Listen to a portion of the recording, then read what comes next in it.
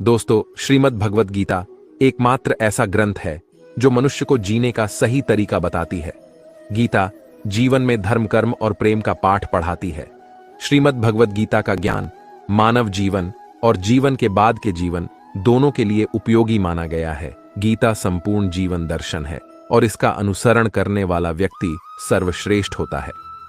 भगवद गीता पूरी पढ़ पाना थोड़ा मुश्किल है, इसीलिए आज के इस बेहद ही खास वीडियो में हम श्रीमद् भगवद गीता का संपूर्ण सार लेकर आए हैं, जिन्हें जानकर आप श्रीमद् भगवद गीता का सही मतलब समझ पाएंगे।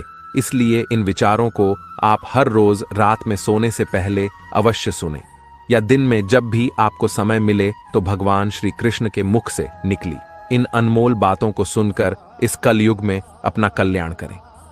तो चलिए जानते हैं भगवान श्री कृष्ण की अनमोल बातों को। भगवान श्री कृष्ण कहते हैं, यह संसार मेरी ही माया है।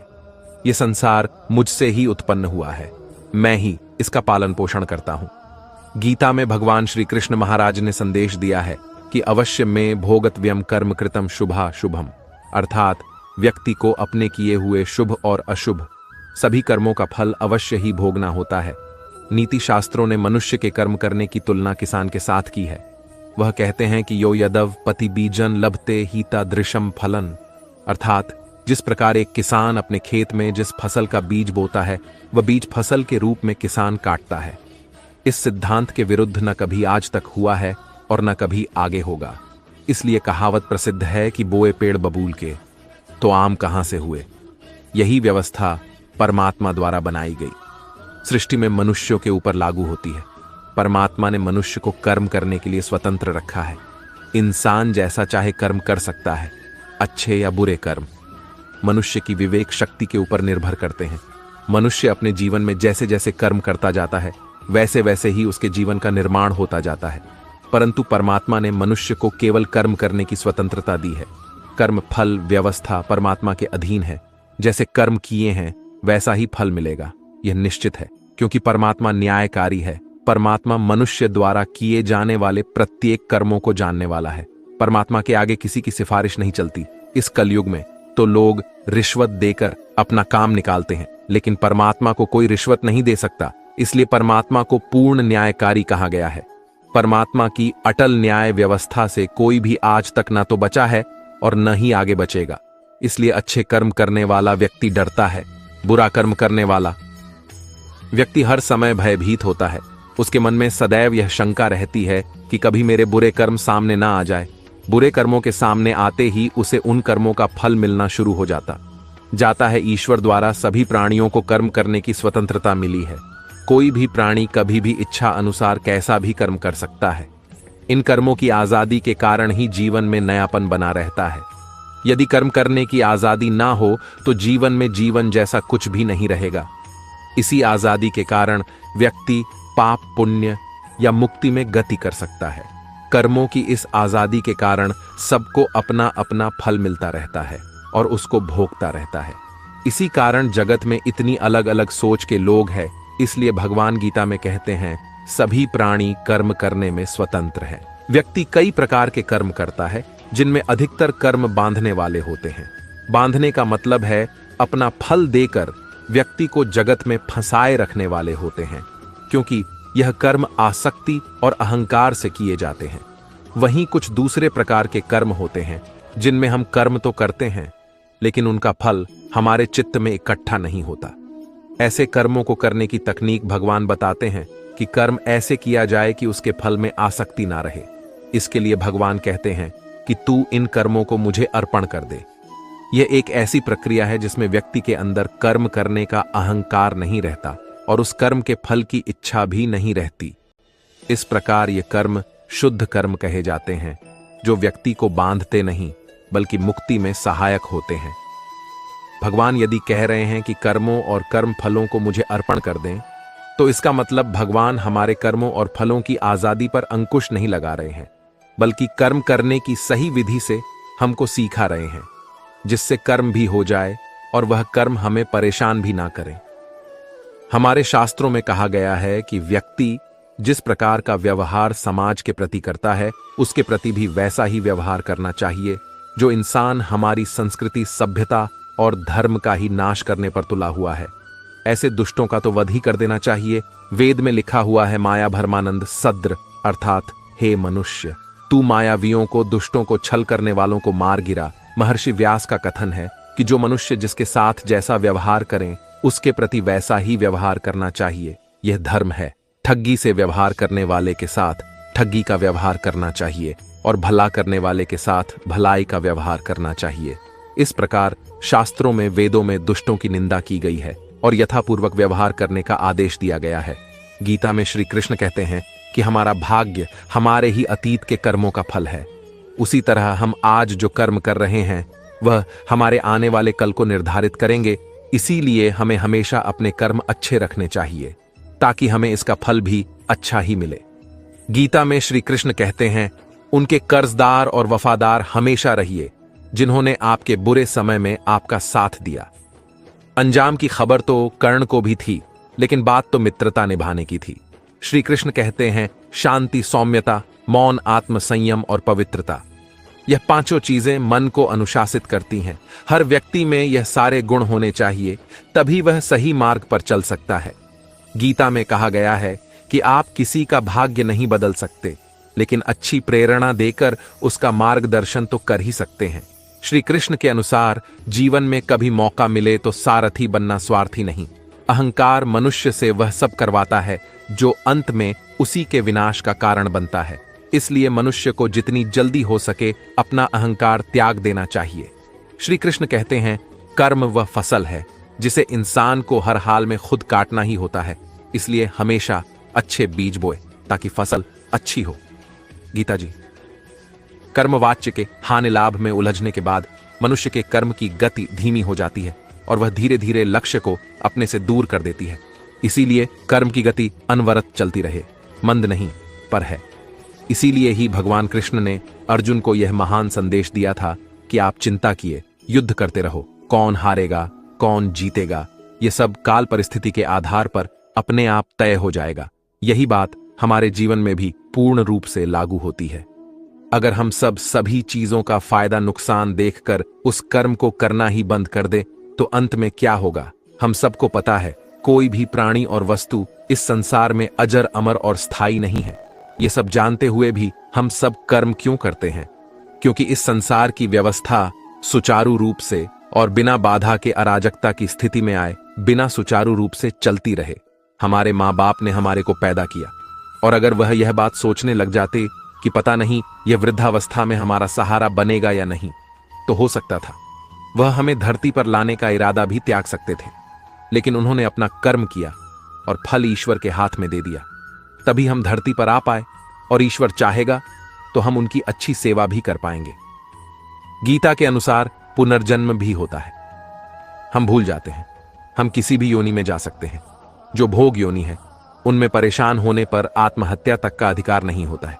एक बैल कितना भी परेशान हो जाए वह अपनी मर्जी से मर भी नहीं सकता। जो भी किया है भोगना ही होगा। किसी ने बहुत अद्भुत बात कही है कि अगर आंखें सचमुच हमेशा के लिए बंद होने से पहले खुल जाए तो जिंदगी सुधर जाती है। दोस्तों, अगर हम कुछ कर्म ही नहीं करते तो हमारा जीवन ही व्यर्थ है और हम मेहनत से काम करेंगे तो उसका फल जरूर मिलेगा। दोस्तों, मेहनत ही सफलता का शॉर्टकट है, कोई अन्य शॉर्टकट नहीं है। तुम्हें मेहनत करनी होगी, मेहनत करनी ही होगी। आपको ईमानदारी से प्रयास करने होंगे। अगर आप कहते हैं कि परिणाम अच्छा नहीं आया तो आपको खुद से पूछना होगा कि क्या हमारे प्रयासों में कोई कमी है। दोस्तों, पुराणों में कहा गया है कि जो कुछ भी हमें मिलता है, माता पिता, भाई बहन, पति पत्नी, बहू बेटे, ये सब हमारे पिछले जन्म के आधार पर ही मिलते हैं। लोगों से इस जन्म में हमारा रिश्ता है।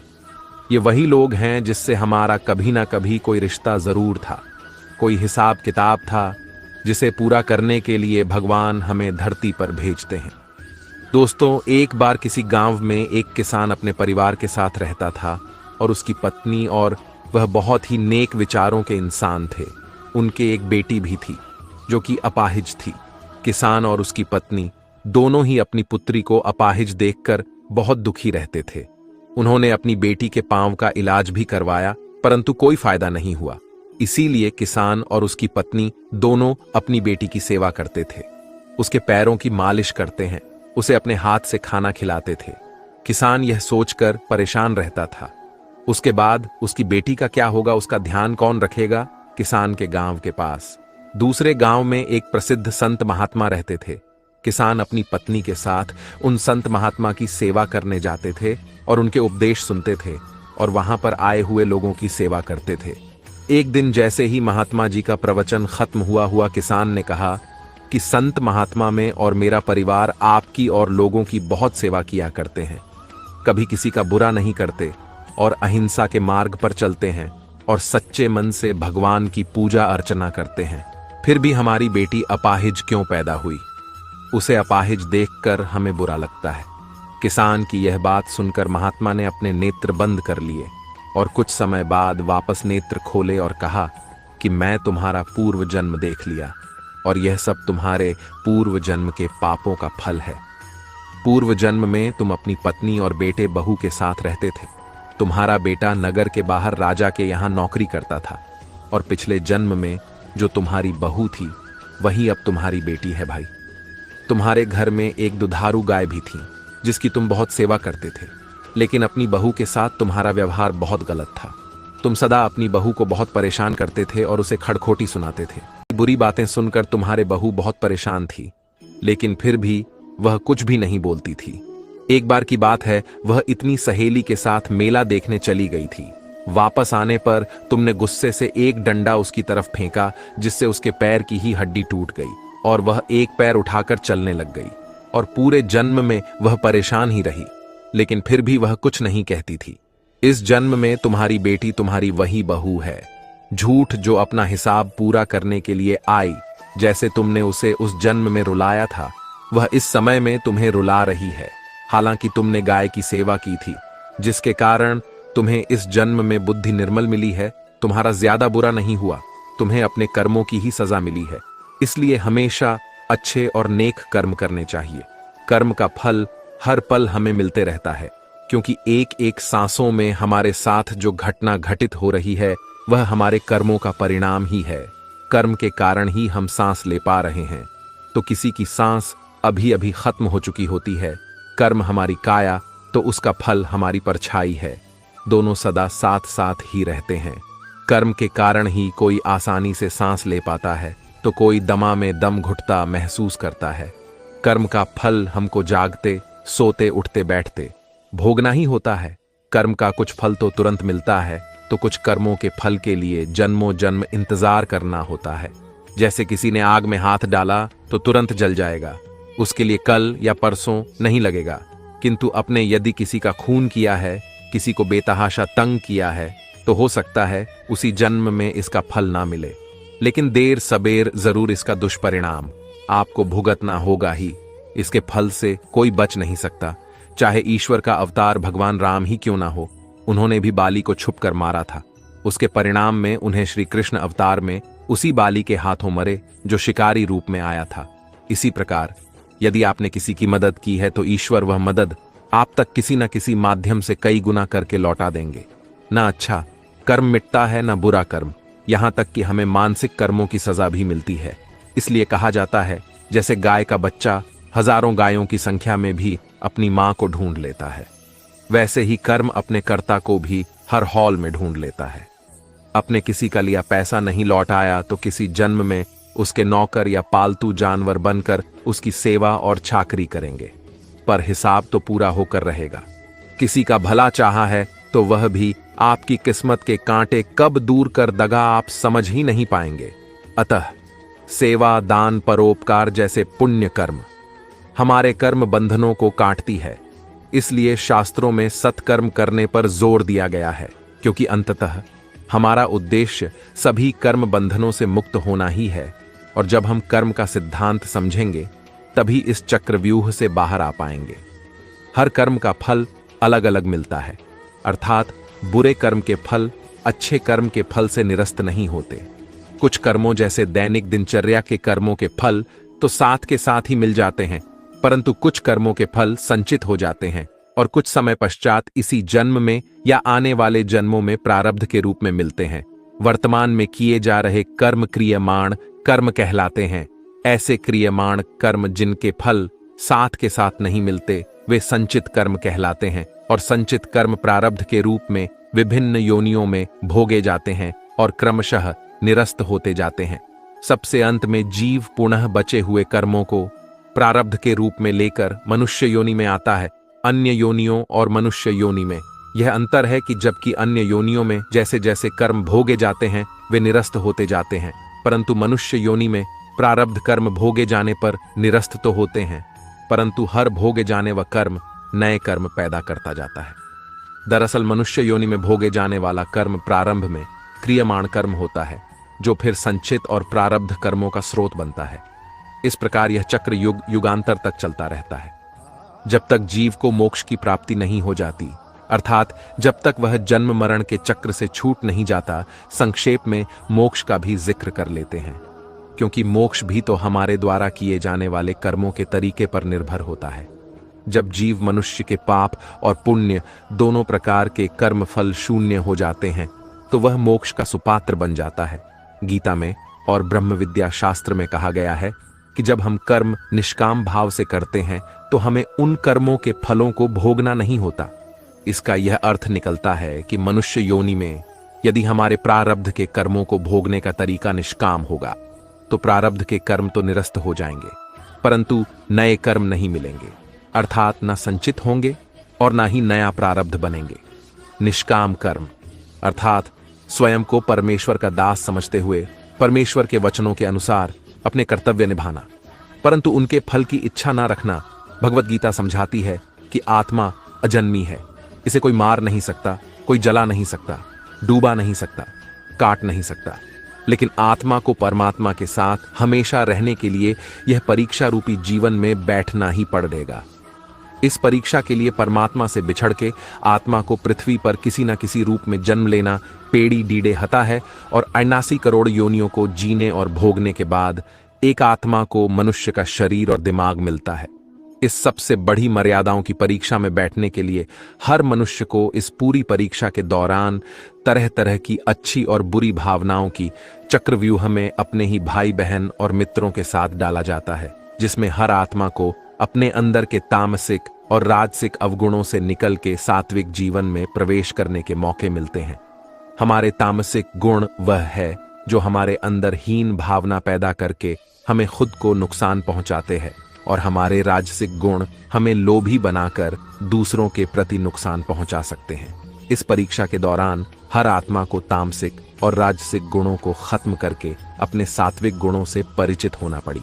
डीगा सात्विक गुण वह है जो आत्मा को अपने आसपास की हर चीज से जोड़े और उन्हें प्यार करना सिखाते हैं। परीक्षा के दौरान हर आत्मा को जीवन के चारों स्तंभ धर्म, अर्थ, काम और मोक्ष का ज्ञान पाके ही मुक्ति मिलती है। यही वह द्वार है जिन्हें समझकर ही आत्मा परमात्मा को समझ सकती है। पहला द्वार धर्म का है और शेर इसका प्रतीक है। धर्म वही है जो गीता में लिखा हुआ है। धर्म वही है जो धारण किया हुआ है, जिसे आपका दिल मानता है, जैसे झूठ नहीं बोलना, चोरी नहीं करना, भगवान का निरादर नहीं करना, दूसरों को नुकसान नहीं देना। यही सब धर्म है और हर आत्मा को अपने जीवन काल में हर समय धर्म का पालन करना होगा और उसकी रक्षा करनी होगी। दूसरा द्वार अर्थ का है और घोड़ा इसका प्रतीक है। हर आत्मा अपने हर जीवन काल में अपने पृथ्वी पर होने का अर्थ या मूल कारण समझेगी। इस जिंदगी में भोगने वाली चीजें और रिश्तों का आनंद लेगी। अच्छा बेटा और अच्छी बेटी, अच्छा भाई या अच्छी बहन, अच्छा पति या अच्छी पत्नी बन के हर दुनियावी रिश्ते पर खड़ उतरेगी और इस परीक्षा को पास करेगी। तीसरा द्वार काम का है। भगवत गीता समझती है कि हर मनुष्य के अंदर काम, क्रोध, लोभ, मोह, अहंकार और ईर्ष्या जैसी 6 भावनाएं हमें अपने और दूसरों के प्रति नुकसान पहुंचा सकती है। इन भावनाओं को हर मनुष्य को हमेशा अपने नियंत्रण में रखना होगा, क्योंकि इनके बहाव में किया हुआ कोई भी काम हमारे जीवन भर की परेशानी का कारण बन सकता है और एक आत्मा संतोष और सादगी से इन भावनाओं पर हमेशा के लिए विजय पा सकती है। चौथा स्तंभ मोक्ष का है और हाथी इसका प्रतीक है। इस परीक्षा रूपी जीवन में हर मनुष्य हर समय कुछ इच्छाएं रखता है। कुछ इच्छाएं एक ही जन्म काल में पूरी हो जाती है, पर कुछ अधूरी रह जाती है और उनके पूरा होने के लिए आत्मा को वापस पृथ्वी पर आना पड़ता है। भगवत गीता समझाती है कि हमारी इच्छाएं ही मूल कारण है हमारे पृथ्वी पर वापस आने का, और अगर हम कोई भी इच्छा ना रखें तो हम इस जीवन और मृत्यु से मुक्त हो सकते हैं। यह द्वार माफी का भी है। जिन्होंने आपके साथ बुरा किया उनको माफ करके, और जिनसे आपने बुरा किया उनसे माफी मांग के मुक्ति पाई जा सकती है। जब तक आत्माएं इन चारों दरवाजों धर्म, अर्थ, काम और मोक्ष को समझ नहीं लेती, तब तक इस आत्मा को बार बार मनुष्य के रूप में आना ही पड़ ढेगा। परीक्षा का समय खत्म होते ही आत्मा शरीर और अन्य सब वस्तुओं का त्याग कर देती है। जो भी संसार में रहकर बनाया वो अब किसी और होगा, और आत्मा अपने कर्मों के फैसले के लिए चली जाती है। आत्मा के अच्छे बुरे कर्मों का हिसाब होता है। अपने अच्छे कर्मों के लिए आत्मा कुछ वक्त के लिए स्वर्ग और दुष्कर्म के लिए नरक चली जाती है। नरक में आत्मा को अपने पापों के अनुकूल सजाएं मिलती हैं, पर सजा खत्म होने के बाद आत्मा को फिर से एक नया शरीर और नया दिमाग मिलता है। इस परीक्षा में फिर से बैठने के लिए, और हर परीक्षा में वही सब फिर दोहराया जाएगा।